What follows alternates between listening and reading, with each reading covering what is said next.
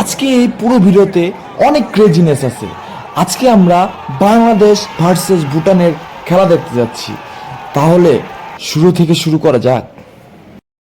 আজকে 4 জুন, মানে বাংলাদেশ ভার্সেস ভুটানের খেলা 7টা বাজে। তো আমরা রওনা দিয়ে দিই, 4টার দিকে রওনা দিয়ে দিই মাওয়া থেকে বাসে উঠে সোজা চলে যাই আমাদের কাঙ্ক্ষিত স্থান গুলিস্তানে। ভাই, নিজের দেশের খেলা, তো যদি জার্সি আর ফ্ল্যাগ যদি না নিয়ে যাই, তো গুলিস্তানে গিয়ে সর্বপ্রথম জার্সি আর ফ্ল্যাগটাই কিনে নিলাম। তারপর সোজা আমরা চলে যাই বাইতুল মোকাররমের দিকে, কারণ আমাদের হলো গেট নাম্বার 4। তো বাইতুল মোকাররম পার হয়ে আমাদের গেট নাম্বার 4-এ যেতে হবে। তো আমি একটু ফ্ল্যাগ নিয়ে একটু সোয়াগ নিলাম আর কি। বাইতুল মোকাররম পার হয়ে গেট নাম্বার 4-এর দিকে এসে পড়লাম। এখনও দেখলাম গেট খুলেনি। আমরা যাওয়ার সাথে সাথে গেট খুলে ফেলেছে। ভাই রে ভাই, কত যে সিকিউরিটি! খেলা শুরু হতে এখনও আরও 2 ঘন্টা বাকি আছে, কিন্তু এখনই যে ক্রেজিনেস! অনেক চেকের পর ফাইনালি আমরা হাজির হয়ে গেলাম বাংলাদেশ ন্যাশনাল স্টেডিয়ামে। যাক, স্টেডিয়ামটা মাশাআল্লাহ অনেক সুন্দর হয়েছে। আমি ফার্স্ট টাইম স্টেডিয়ামে আসলাম। এখন আমরা আমাদের সিটটা খুঁজতেছি।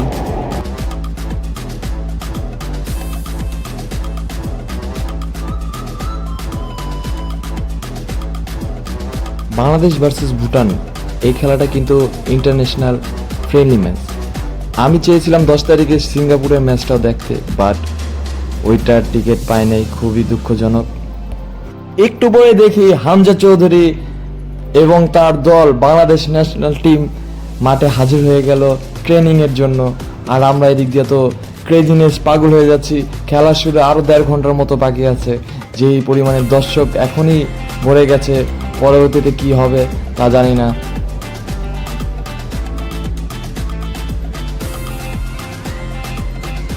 আর এদিকে দেখি ট্রেনিংয়ে সৌমিত সৌম্য চলে আসলো।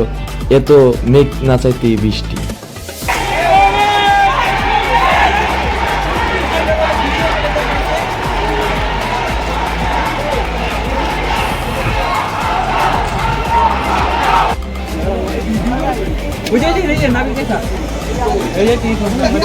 আস্তে আস্তে স্টেডিয়াম ভরতেছে, আর একটু পরেই খেলা শুরু হবে। এখন সব প্লেয়াররা ড্রেসিং রুমে, একটু পরে চলে আসবে মাঠে। এখন সব প্লেয়ার্সরা নামতেছে জাতীয় সঙ্গীতের জন্য।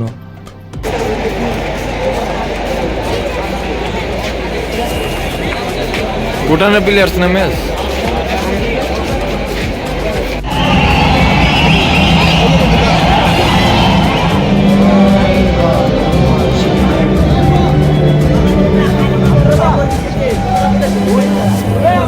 আর ওজন না সবচেয়ে বেবি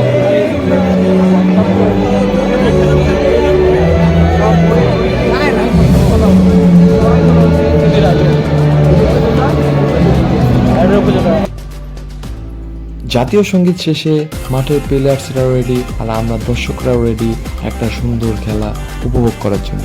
আর এইদিকে খেলার শুরুতে হামজা তার মনোজাতটা সেরে নিচ্ছে।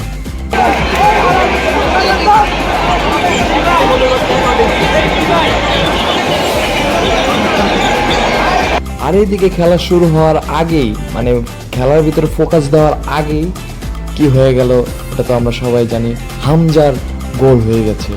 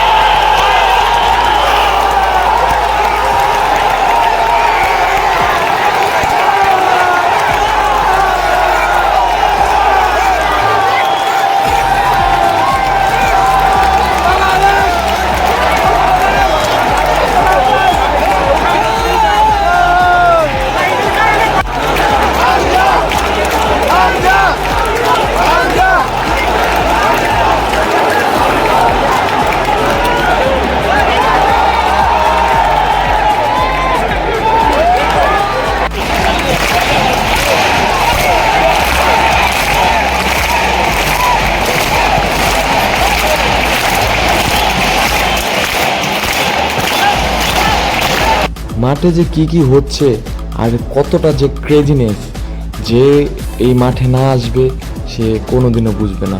আমি তো ভাবতেই পারি না যে এত ক্রেজিনেস হবে। 45 মিনিট খেলার পর ফাইনালি হাফ টাইম। ভাই 45 মিনিট যে কেমন চলে গেল বুঝতেই পারিনি ভাই। ক্রেজিনেস খেলা হয়েছে, ক্রেজিনেস।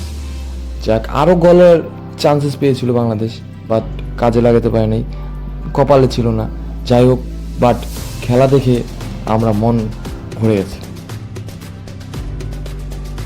মাসফিক, এখন তো হাফ টাইম, হ্যাঁ, ফুল টাইমে প্রেডিকশন কি হবে? আমার প্রেডিকশন তো ভাইয়া 2-টা বাংলাদেশ হয়েছে। বাংলাদেশ 2 আর ভুটান 0। ভুটান 0। আর রোল তোমার আমার 3-1 বাংলাদেশ 3।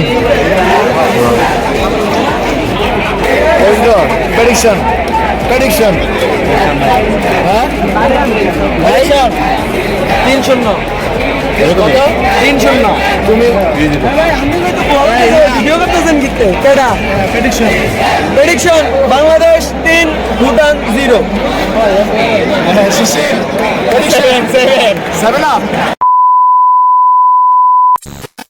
হাফ টাইম শেষ। হাফ টাইম শেষে হামজা চৌধুরীকে উঠে ফেললো, মোরসালিনকে নামালো। হাফ টাইম শুরু হতে হতে 4 মিনিটের মাথায় সোহেল রানার গোল, অসাধারণ একটা গোল ছিল।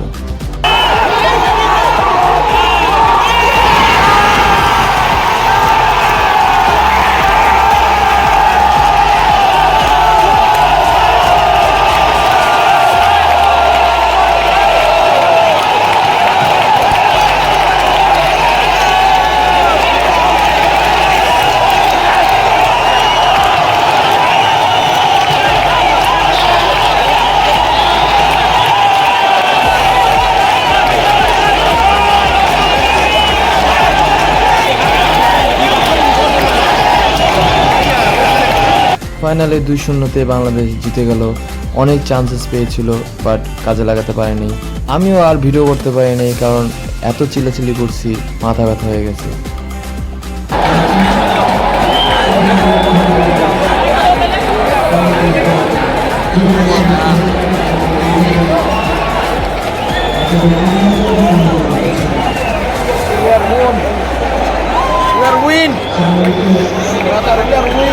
আমার প্রেডিকশন ঠিক ছিল। আমারটাও তো ঠিক আছে, আমারটাও ঠিক আছে না, 2টা 0।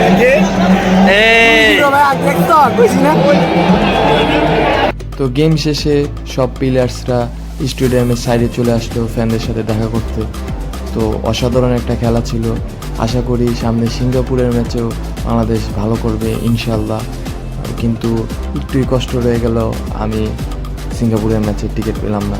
কিন্তু বাংলাদেশ ফুটবলের জন্য আমার মন তোর থেকে ভালোবাসা, দোয়া রইল। তো আজকে ভিডিওটা এই পর্যন্তই। বাংলাদেশ ফুটবলের জয় হোক, জয় হোক হামজা চৌধুরীর। আল্লাহ হাফেজ, অ্যান্ড সবাইকে ঈদ মোবারক।